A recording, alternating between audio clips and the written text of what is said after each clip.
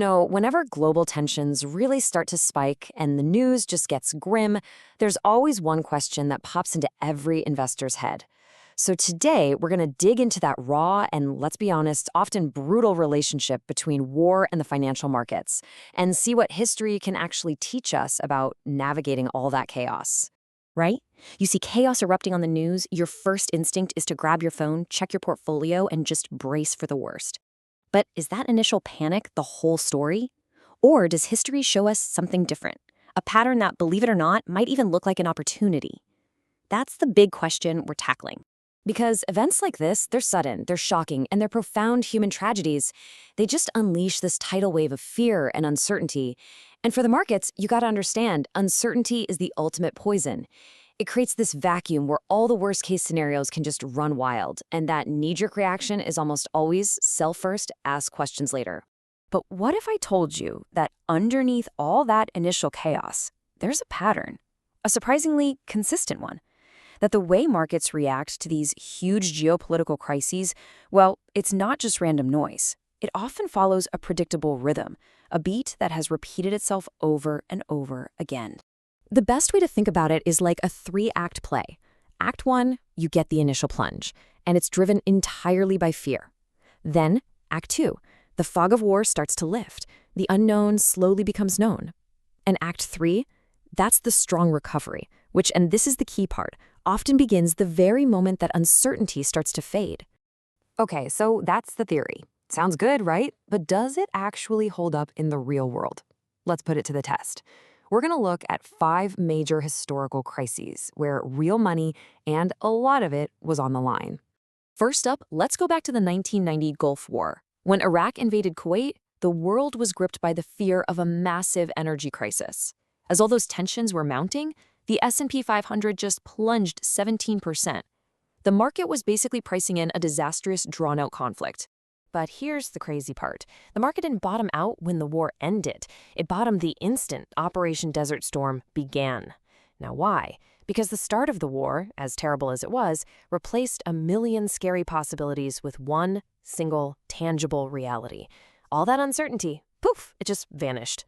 Next, let's look at the 9/11 attacks in 2001. A shock of, well, truly unimaginable proportions. When the markets finally reopened, they plummeted 12% in just 1 week. The fear wasn't just about the human tragedy, it was about whether the entire financial system could actually break. But it didn't break. The system held. The NYSE reopened, trades cleared, and the core plumbing of finance proved it was incredibly resilient. And that was the key. Because the system itself was stable, the market recovered all of its losses in just a few months, despite that immense geopolitical shock. Then we saw a kind of evolution of this pattern with the 2003 Iraq War. This time, everybody saw the conflict coming, so the market spent months selling off, pricing in the rumor of war.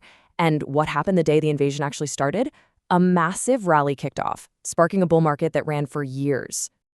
I mean, this is the classic trader's mantra, right? Sell the rumor, buy the news. By the time the event itself finally happens, the market has already imagined and priced in every worst-case scenario it can think of. The arrival of reality, even a grim reality, is often way less scary than the uncertainty that came before it. Of course, it's important to remember that not all crises are created equal. Take 2014, when Russia annexed Crimea. It was a huge geopolitical event, no doubt, but the global markets, they kind of shrugged it off. They correctly saw it as a regional shock, not a systemic global threat. The main impact was really concentrated in specific areas, like energy and defense stocks. And that brings us to the 2022 invasion of Ukraine. And this is where the pattern got a lot more complicated. See, the shock didn't happen in a vacuum. It slammed right into a global economy that was already battling high inflation and rising interest rates. That created a perfect storm that really slowed down that typical quick recovery we'd seen before. And that right there is a critical insight. It shows us that serious investors, they're not just watching the battlefront on the news. They're looking past the headlines. They're trying to figure out the second-order effects, the real economic consequences. So what exactly are they watching? Well, it boils down to 4 key drivers. Number 1, energy prices. Will the oil and gas keep flowing? 2, supply chains. Are key goods going to stop moving around the world? 3, interest rates. How are the central banks going to react? And finally, the big one. Is the financial system itself at risk? These are the questions that really move the markets. Okay, so with this whole historical framework in our back pocket, let's try to map the present. Given all the ongoing conflicts and economic pressures we're seeing in the world today, where do we actually stand inside this pattern? The first step is to correctly diagnose what's happening.